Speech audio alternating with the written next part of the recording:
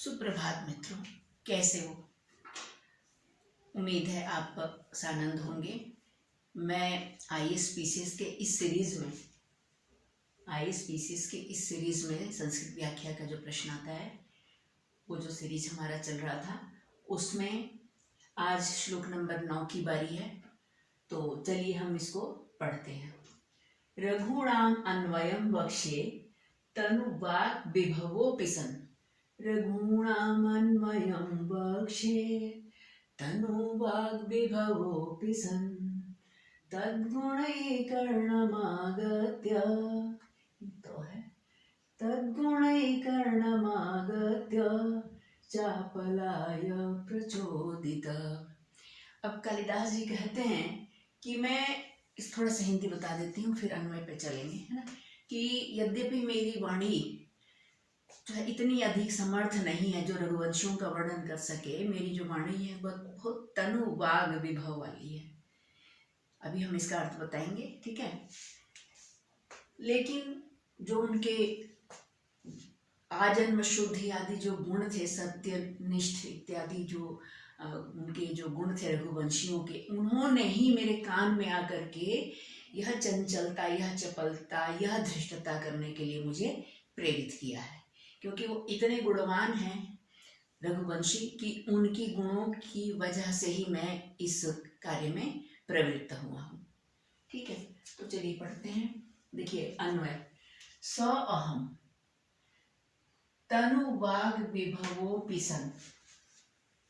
स अहम तनुवाग विभवोऽपि सन् तद्गुणै कर्णमागत्य। यहाँ पे ग जो है छूट गया है, कर्णमागत्य।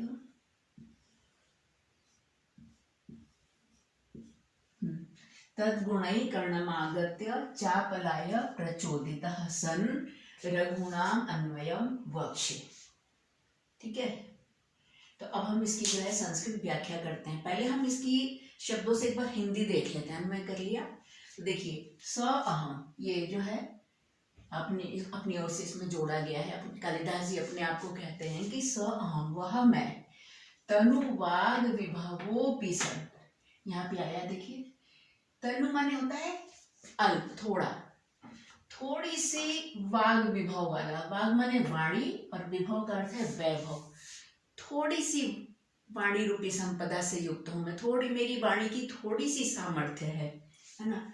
तो ऐसा होता हुआ थोड़े से वाणी रूपी वैभव से संपन्न, सन का अर्थ है होता हुआ, तद्गुणै उनके गुणों से, तद्गुणै तेषां गुणै किनके गुणों से, रघुवंशियों के गुणों से, या रघुवंशियों के गुणों के द्वारा, है ना। ये कर्मवाच्य है। कर्णमागत्य तद्गुणै उनके गुणों के द्वारा, कर्णमागत्य मेरे कान में आकर के, चापलाय माने चपलता के लिए, धृष्टता के लिए, इतनी बड़ी जो है मैं जो धृष्टता करने जा रहा हूँ, चंचलता करने जा रहा हूँ, है ना, उसके लिए प्रचोदित प्रेरित किया गया हुआ, सन माने होता हुआ, है ना, प्रेरित किया जाता हुआ मैं रघुणाम, यहाँ स अहम ऐसा मैं रघुणाम अन्वयम वक्ष्ये, मैं रघुवंशियों के अन्वय अर्थात वंश का मैं वर्णन करूंगा। ठीक है। अब हम इसकी संस्कृत व्याख्या देख लेते हैं, है ना। कहते हैं कि स पूर्वोक्त अहम, वह पूर्वोक्त जैसा कि पहले कहा गया है, जैसे अपने लिए कहते हैं, कभी कहते हैं कि मैं तो वह बौना हूँ, है ना, जो ऊंचे वृक्ष पर लगे हुए फल को तोड़ना चाहता है ना। और भी अपने को बहुत हर तरह से वो हीन कहते हैं। यहाँ भी कह दिया इन्होंने कि मैं तो तनुवाग विभव हूँ, अर्थात बहुत तन माने कम, स्वल्प वाणी रूपी वैभव, मतलब वाणी एक वैभव है ना, भगवान का दिया हुआ आशीर्वाद है। तो कम अल्प वाणी रूपी वैभव वाला, थोड़ी सी वाणी की संपत्ति है मेरे पास, उस संपत्ति वाला, है ना। सह पूर्वोक्त, पूर्व उक्तः, जैसा कि मैंने पहले कहा है, ऐसा अहम मैं कालिदास लब्ध प्रवेश इत्यर्थः, मतलब मैंने इस रघुवंश में जो है जिसने प्रवेश कर लिया है ना। और कैसा हूं मैं, अपनी विशेषता बताते हैं। तनु माने स्वल्प, वाचः वाण्या, है ना, स्वल्प वाणी वाला, वाणी रूपी विभव वैभव वाला, है ना, जिसका प्रसारो यस्य सह तनु वाग विभव। देखिए, तनु तनु वाचः विभव प्रसारो यस्य सह तनु वाग विभव, जिसकी वाणी का प्रसार जो है बहुत तनु है, कम है, वो है तनु वाग विभव वाला। स्वयं के लिए कहते हैं तो ऐसा मैं, है ना, ऐसा होता हुआ भी, सन मने मैं, ये यहाँ नहीं आना जी, ऐसा होता हुआ भी मैं तेषाम रघुणाम गुणै, उन रघुवंशियों के गुणों के द्वारा, है ना, कौन से गुणों के द्वारा थोड़ा सा बतलाते हैं। आजन्म शुद्धि आदि भी, है ना, आजन्म शुद्धि आदि, जो जो जन्म से ही वो पवित्र थे। क्यों पवित्र थे? क्योंकि उन्होंने जो भी रघुवंशियों के जो संस्कार थे, उन संस्कारों का सम्यक रूप से पालन किया था, है ना।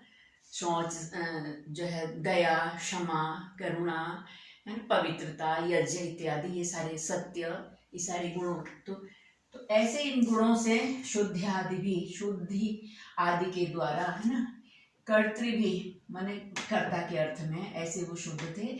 तो ऐसे जो थे वो कर्णम श्रोत्रम आगत्य, उन गुणों ने, उन कर्तृ भी माने उन यहाँ गुणों को ही कर्ता कहा गया है, उन गुणों के द्वारा, कर्ता करता है करने वाला, है ना, तो उन गुणों के द्वारा कर्णम माने श्रोत्रम, कान में, आगत्य आ करके, प्राप्त करके, कान को, मेरे कान को प्राप्त करके, मेरे कानों में आ करके, चपलस, और कहते हैं चपलता का जो भाव है उसको कहेंगे चापल्यम, है ना।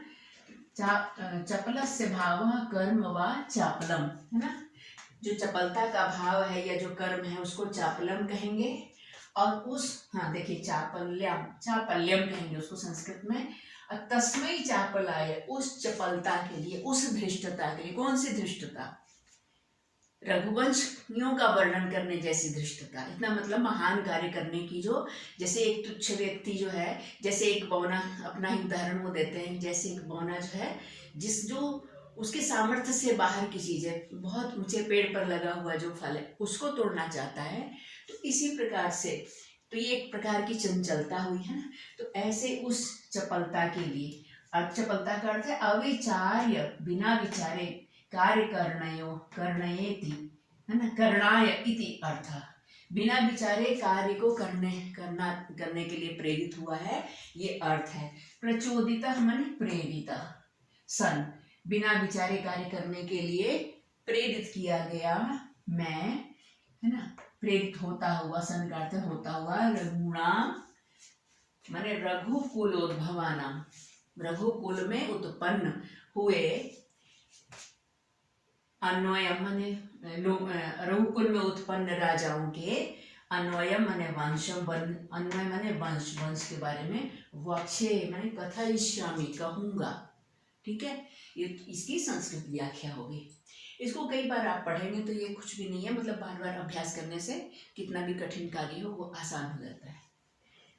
अब इसी का अभिप्राय संस्कृत में यहाँ पे लिखा है कि रघुकुलोत्पन्ना नाम राज्ञाम, रघुकुल में उत्पन्न, क्योंकि ये 150 शब्द जो है होने चाहिए, जो मैंने वहां पर पेपर देखा है, तो इसके हिसाब से ही व्याख्या, बल्कि थोड़ा कम ही है, बल्कि इसको और ज्यादा करना चाहिए, पर कम से कम इतना तो होना ही चाहिए। देखिए, रघुकुलोत्पन्ना नाम राज्ञाम, रघुकुल में उत्पन्न राजाओं, है ना, राजाओं के, आजन्म शुद्धि आदि गुण, आजन्म शुद्धि आदि गुणों के द्वारा, मम कर्णम आगत्य प्रेरितो, हम, मेरे कानों में आकर प्रेरित किया गया मैं, है ना, मोटिवेट किया गया मैं, रघुवंश वर्णनम करिष्यामि, रघुवंश के वर्णन का मैं, रघुवंश का मैं वर्णन करूंगा। न तो स्वबुद्धि प्रभावन, कहते हैं, क्योंकि स्वबुद्धि मैंने अपनी बुद्धि के प्रभाव से नहीं, मेरी बुद्धि इतनी सामर्थ्य नहीं है कि उन रघुवंशियों का मैं वर्णन कर सकूं, क्योंकि इन्होंने पहले श्लोक में कह दिया कि मैं तो तनुवाद विभव विभव हूँ,